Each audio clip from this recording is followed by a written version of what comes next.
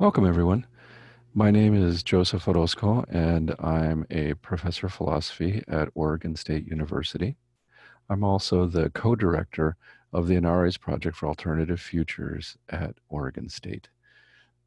The Anarres Project is a forum for the promotion of different programs, initiatives, and conversations that seek to try to imagine different futures that are free of exploitation, domination, oppression, war, and empire to the fullest extent possible. One of the programs that we have initiated in the past few years at OSU is called TrekWars. And in TrekWars, what we try to do is using the very large sci-fi franchises of Star Trek and Star Wars and others to help us to examine and to think about how we can use these science fiction ideas to examine and to respond to social, political, cultural realities in our world today. Now, because of the COVID-19 pandemic, we're not allowed to be able to have our annual event in which we do some of this work together. And so some of us have decided to try to bring our work online to share with you.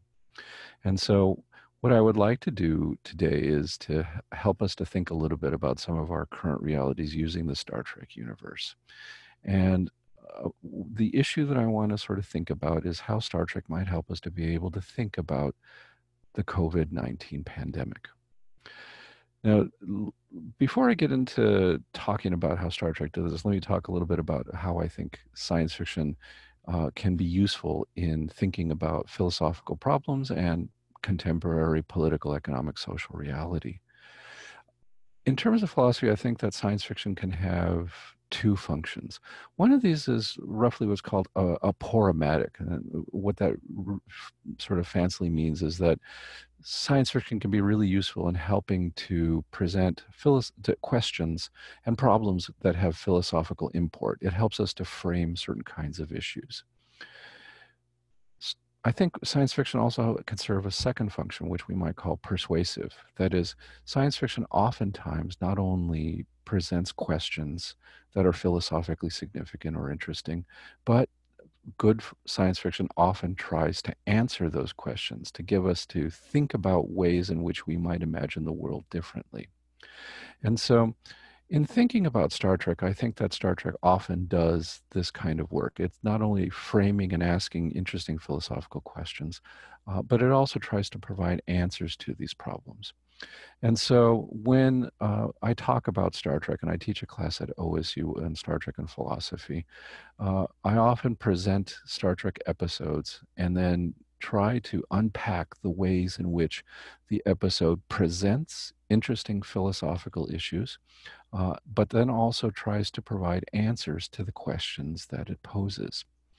And so I want to think about a philosophical issue involved in how we might respond to something like the COVID-19 pandemic, what it reveals about our human nature. The episode that I want to use to help us to do this examination is an episode from the uh, original series from the 1960s, from the first season, and it's entitled Miri. And the background to this is that a pandemic has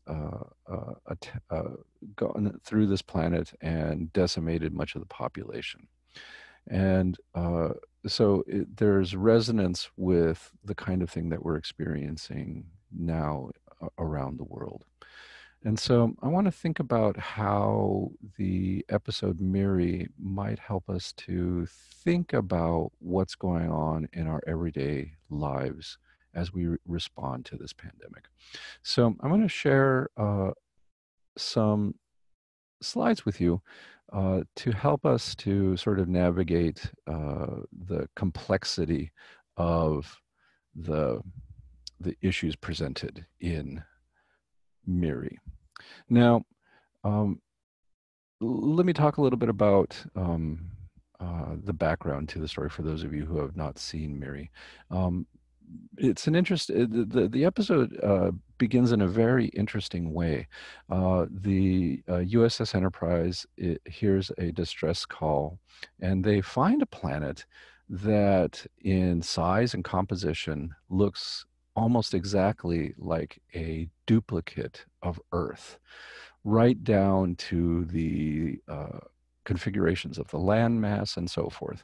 And so a landing party is sent down, and they beam down into a large city that looks just like a city from the early 1960s Earth.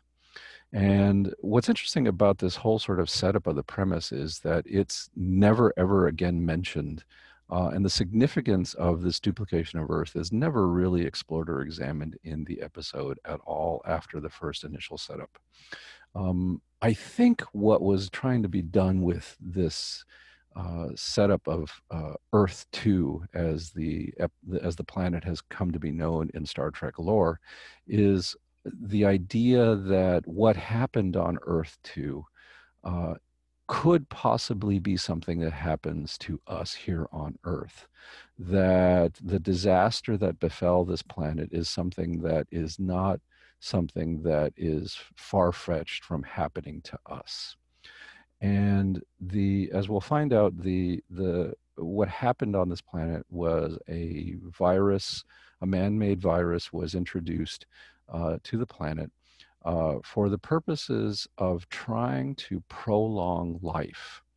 And so there was a life prolongation project that thought about trying to extend the lifespan of human beings by introducing a series of different viruses to the population. The experiment went horribly bad, and it essentially killed off all of the adults on the planet. The only survivors of the pandemic were children.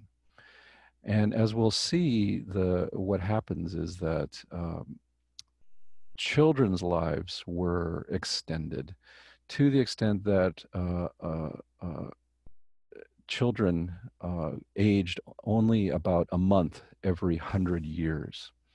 But the trick is that once they reached puberty, their metabolism would change and they would soon quickly die afterwards. So there was a perpetual childhood in a way. And once they grew up, they died. And so part of this struck me as interesting to think about, because the initial and early reports of the COVID-19 pandemic was that it was particularly lethal to older human beings. And we found now that this is not quite true, but those were sort of some of the initial um, accounts of the story. And so there was some kind of mirror resonance with what was going on in Miri. But I think that what Miri is an interesting reflection on human nature in reaction to something like a pandemic crisis. And so that's where I want to go with this examination. Um, how does a severe crisis such as a pandemic, what does it reveal about human nature? And these kinds of questions about human nature are often uh, um, in what is a field of philosophy that's not often talked about very much anymore, except in perhaps the Catholic tradition. This is something that used to be called philosophical anthropology, or reflections about the nature of human beings. And so there's a rich tradition in sort of Jesuit thought about trying to make sense of what the self is in relationship to the divine and so forth. This is not something that's a field that's talked about in philosophy very much, but I think that Star Trek is trying to explore this kind of question of what is revealed about us when there is such a crisis like this. And so here you have a scene from the very beginning of the episode in which one of these creatures who has just entered puberty uh, but with the mind of a child, is dying and attacks the landing party because they were touching one of its broken down toys. And the crew is trying to figure out what this creature is and why it's dying. And they start to see that it essentially had a metabolic burnout, but acting as though it were a child. And so this question about human nature, I think, has, and in relationship to pandemics, has a long tradition, and particularly in things like existentialism. And so one of the novels that's very popular nowadays, according to the UK Guardian, is Albert Camus' The Plague. This has come into a lot of new popularity.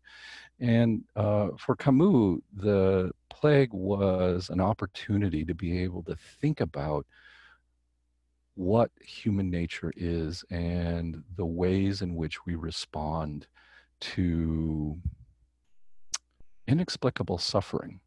So the story of the plague is of all these different individuals who are quarantined in a North African city, a small city of Oran, and how they deal with the isolation, the boredom of quarantine and lockdown because they can't leave this city because of plague. And there, for months and months and months, there was just constant news of death, and there's fear of contagion, and then just boredom. And so, what Camus wanted to try to explore were the different ways in which we might respond to a kind of constant evil presence, and the ways in which we might collaborate with that evil. That is, that we might try to take advantage of the opportunities that the death and the suffering create, or the ways in which we might try to alleviate that kind of suffering. And so Camus has this uh, character, Dr. Reu, who is, for all intents and purposes, a kind of an atheist existentialist character who believes that the best way to respond to it is just to simply be decent. And so there's this exploration that the philosophical examination of what is appropriate in the face of inexplicable suffering, like the plague, or if the metaphor is true, which many people have said the plague is about, fascism. How do we respond to that? And the answer for Camus is we try to be decent human beings, whatever that might be. So I think that there's a tradition of thinking about pandemics in this way as somehow trying to help us to think more clearly about who and what we should be as human beings. Now, I think one of the sort of most popular philosophical novels that explores this in the 20th century, in the late 20th century, is Lord of the Flies, a book that many people have probably read in high school or middle school. And what William Golding was trying to do in this novel was to uh, talk a little bit about what would happen if the layers of civilization were peeled away from human beings. What would be left? So what Golding seems to imply in this novel is that if strong authority is taken away from human beings, what comes to the fore are tendencies of selfishness, pride, irrationality, and a sense of not wanting to work and cooperate with others.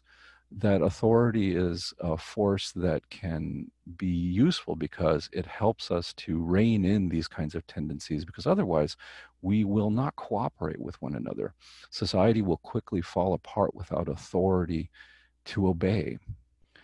And so Golding has this very sort of pessimistic kind of view of life. Of course, this was written immediately after post-World War II, uh, uh, post-World War II era, and the sort of beginnings of the Cold War and the threats of nuclear annihilation, and the fear that we would give in to sorts of these kind of animalistic fears of one another and essentially exterminate ourselves.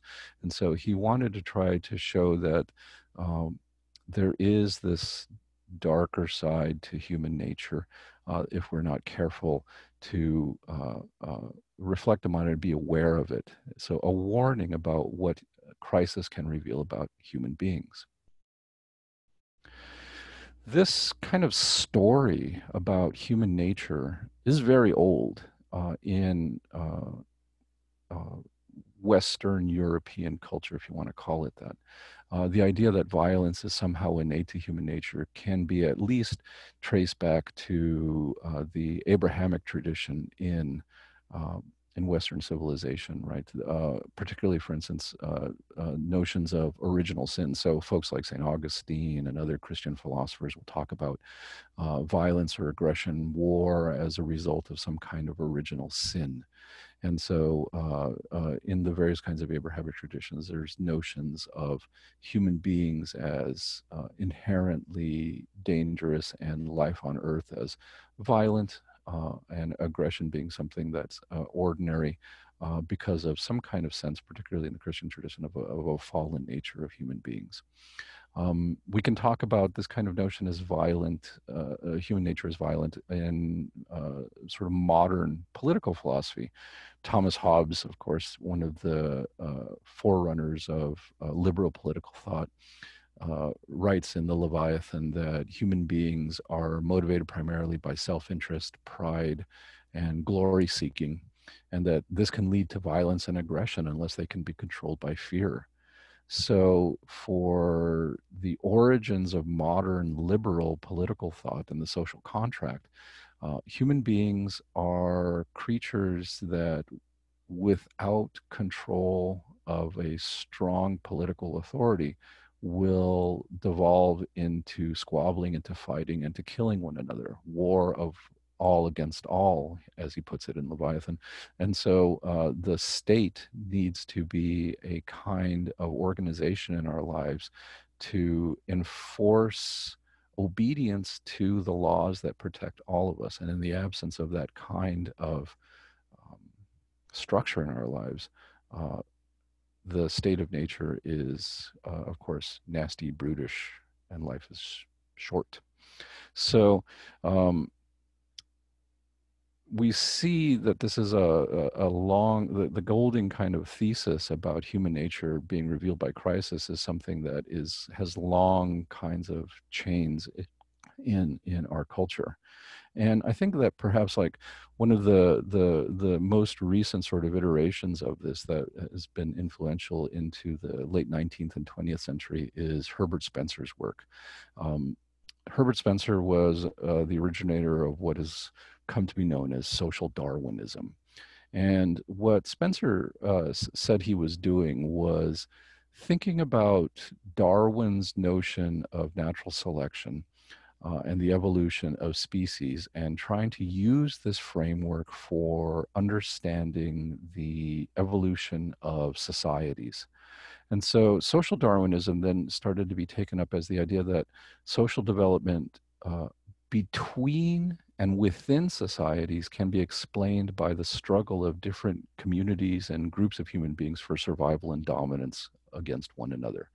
And so he is the one that popularizes this term of survival of the fittest. This idea became very popularized in the 19th and 20th century and took on some very, very ethically problematic interpretations. One of them being this idea of the white man's burden. So this is a cartoon from Judge magazine in 1899 that tries to depict Rudyard Kipling's white man's burden. And so what you see here, of course, is depictions of the United Kingdom and the United States uh, climbing up the the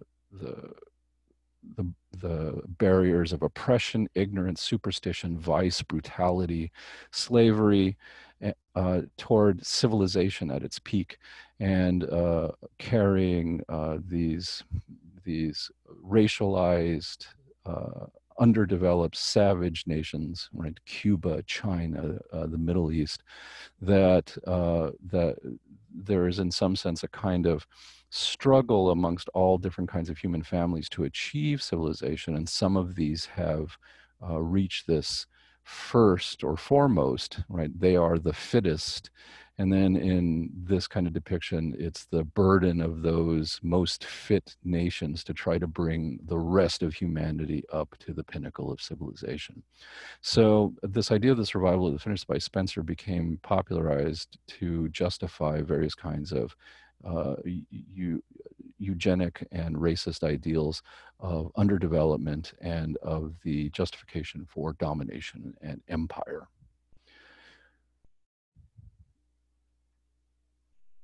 On the other hand,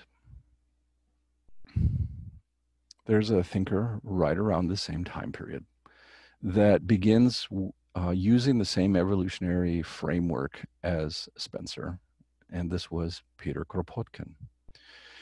Peter Kropotkin argued that rather than life being a constant struggle for domination and the survival of the fittest, that if you looked at various kinds of animal species, you would have to hypothesize that evolution of species must involve cooperation for mutual benefit, and that human beings could not have achieved the level of evolution that they currently had if there had not been what Kropotkin came to call mutual aid. Mutual aid being the cooperation for mutual gain and benefit amongst human beings. And so Kropotkin posited that evolution had to involve mutual aid as much as it perhaps did struggle and dominance. But that mutual aid is something that's found throughout nature and in various kinds of species, and it must be also thought of as something that's part of the history of human beings and in its evolution. And so he wanted to push back against the Spencerian idea that we can only talk about the survival of the fittest and that certain nations are more developed because they are in some sense more evolved, either racially, intellectually, culturally, and to realize that we couldn't have gotten to the point that we have if there had not been rich traditions of helping one another and working together rather than competing with one another. And what's interesting is that there are a lot of different kinds of studies about what are called hunter-gatherer societies. And so a lot of this is in the fields of forensic anthropology and sociobiology, but there is a hypothesis about hunter-gatherer egalitarianism that is circulating in anthropological scholarly circles at this time, right? That says something like this, that up until about 10,000 years ago, human beings lived in these kinds of communities that were characterized by equality amongst men and women and had to have involved dense networks of mutual aid across different family groups. And this means, if this hypothesis is true about hunter-gatherer egalitarianism, it means that for almost 90% of human history, and here we're sort of imagining the development of modern Homo sapiens sapiens going back to, say, 300,000 years ago, that for almost 90% of that history, we have lived in communities that emphasized cooperation and equality rather than hierarchy, violence, and domination.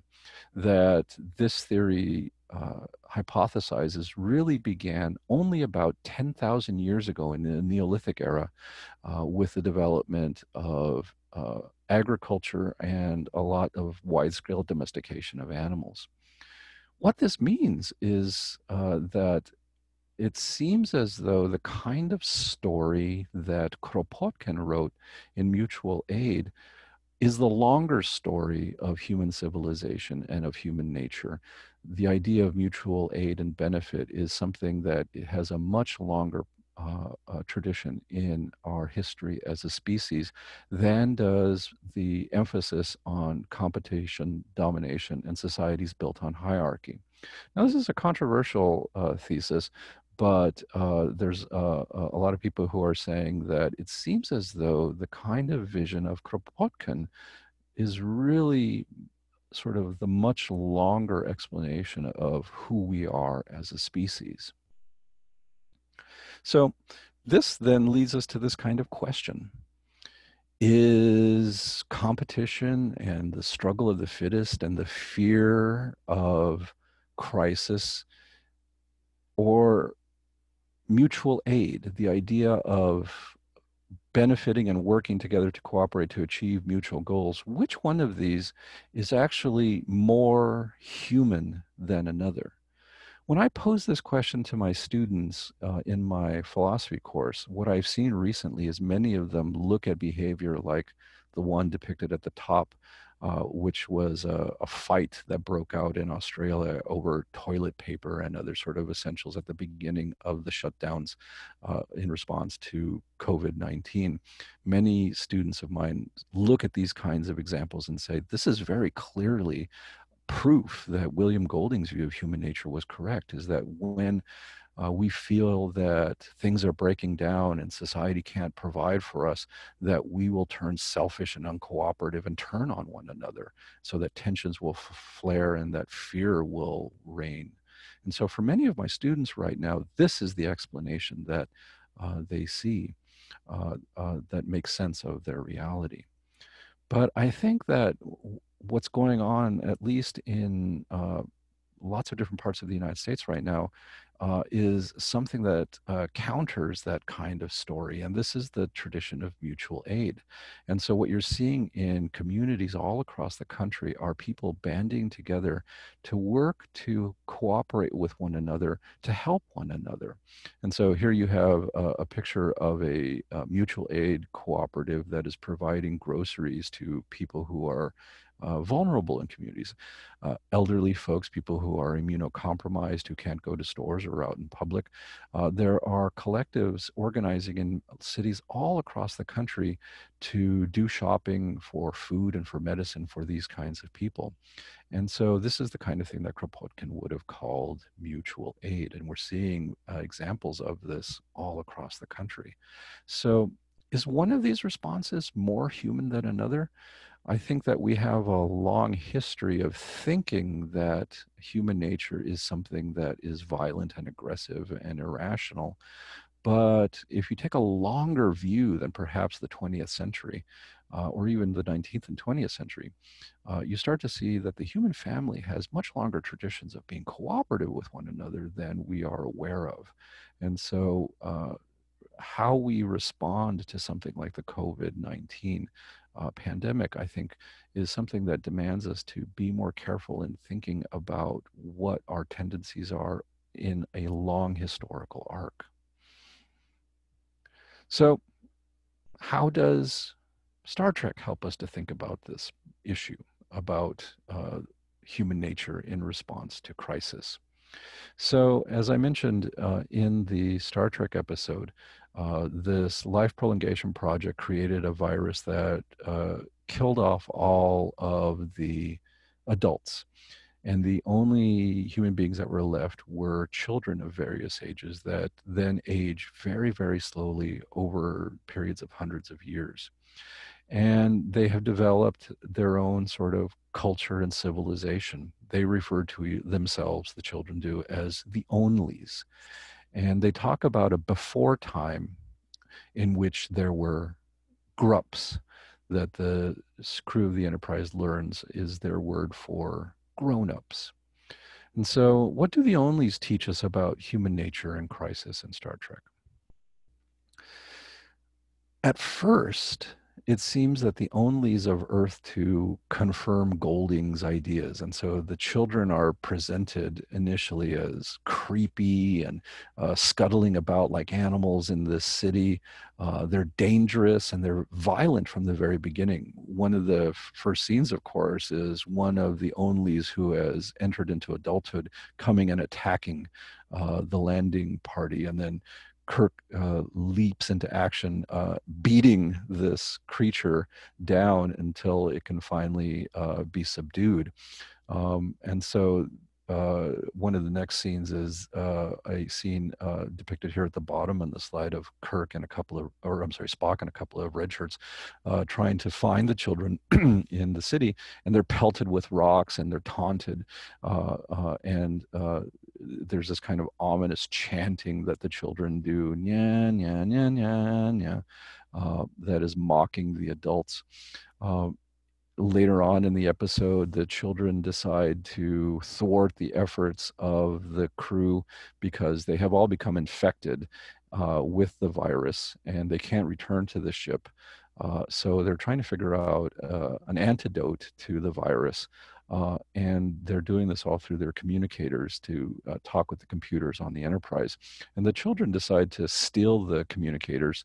And one of the characters, Miri, who is a girl, a prepubescent girl, but is on the verge of becoming an adolescent, a woman.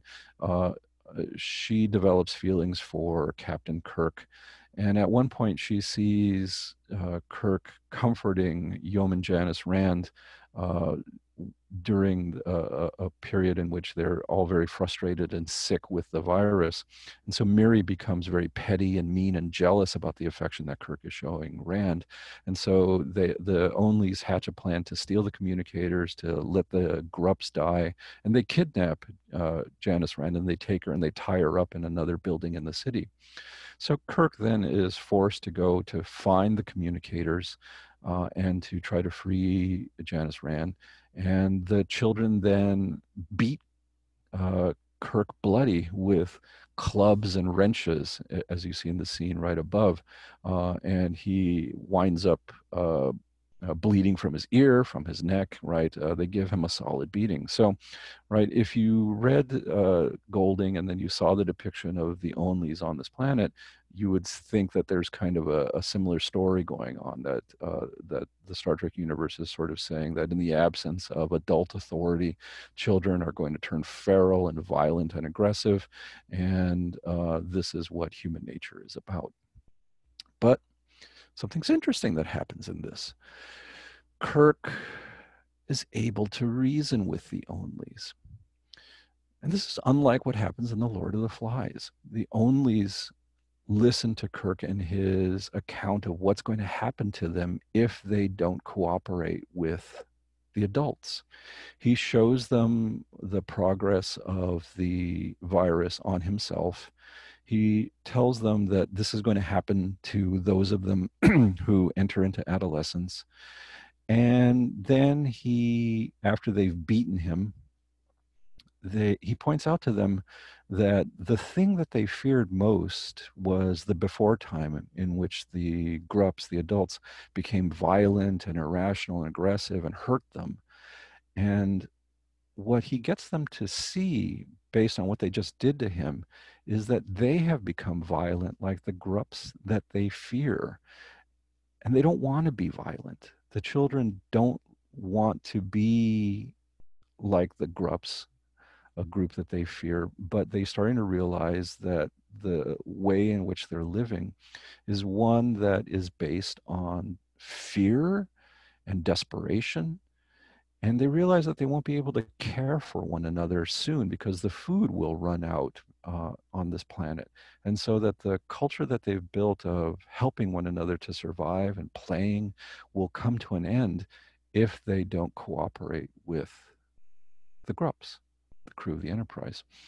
And so this is a change, right? Because the children in Lord of the Flies uh, go into a madness towards the end, a sort of frenzy of killing.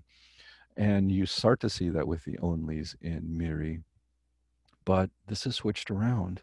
And it's a realization of what they've become through fear that makes them decide to become rational again. So Star Trek is actually telling a different story about human nature in response to crisis. So in the end, the Onlys demonstrate that human beings, in fact, have a deep instinct and a want to be ethical, rational, and cooperative. In other words, I think Star Trek reaffirms the Kropotkin vision of mutual aid, that this tradition of wanting to be cooperative for mutual benefit with one another is a deeper part of what human nature is about. Uh, we have to be careful, though. I think what Miri tells us is that fear is a very powerful emotion and it can cloud our better instincts. And so crisis can, like a pandemic, can be something that makes it very difficult to access our instincts for rationality and for cooperation. It can lead us to, fear can lead us to form many different kinds of dangerous social systems and cultural traditions, um, like the tradition of mocking nya nya nya nya in Miri. But what Kirk is able to do by getting them to think about their fear is to get in touch with something that is much deeper and perhaps much older in the nature of human beings, which is a want to be able to be moral. So I think Star Trek has a very, very sort of different story about how to respond to crisis, and particularly something like the pandemic that we are currently facing now.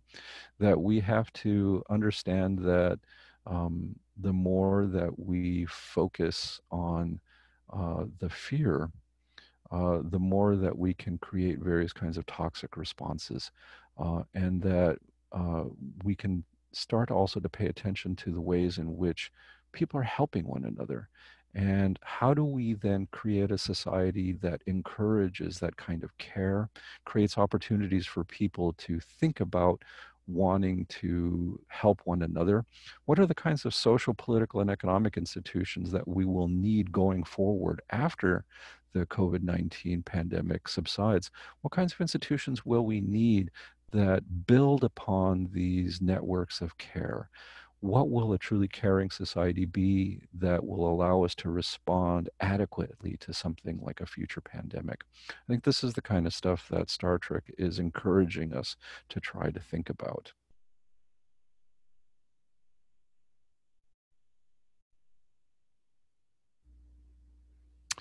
All right.